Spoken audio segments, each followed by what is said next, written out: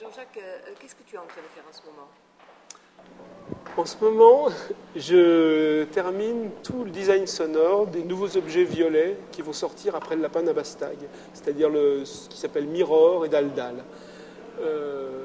Voilà. Tu peux pas être un peu plus précis? Eh bien, ce sont des nouveaux objets communicants. Le premier est un lecteur de puces RFID un peu très élaboré, on va dire.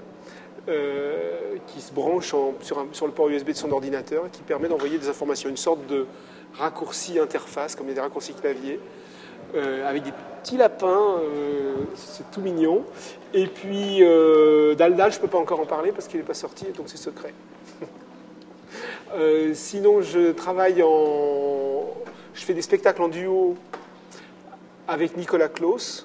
Lui fait les images interactives et moi je fais de la musique en direct. Je fais tourner l'opéra des lapins d'Abasmob avec 100 lapins sur scène, 100 petits robots qui font le tour du monde. Enfin, je veux dire, c'est pas eux qui font le tour du monde, c'est nous qui leur faisons faire, mais là, ça c'est super.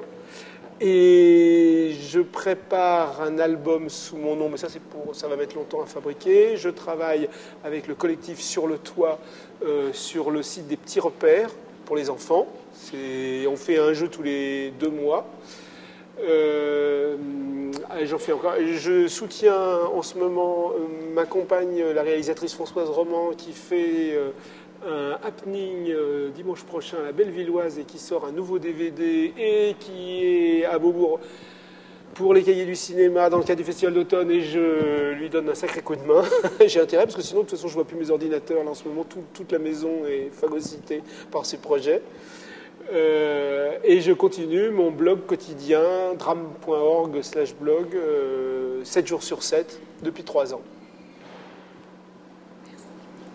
Alors, est-ce que tu pourrais nous dire ce qui te régale en ce moment, au niveau de ce que tu fais, ou de ce que tu as découvert au niveau technologique, ou une passion que tu aurais pour tel type ou tel type d'interactivité?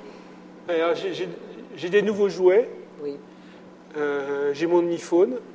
J'adore. C'est pas un téléphone, évidemment, c'est un petit ordinateur de poche. Oui, je trouve ça super. Et je rêverais, avec Antoine Schmitt, avec qui je fais Namasmob, de faire des applis pour l'iPhone, des applis sonores. Ça me plairait beaucoup.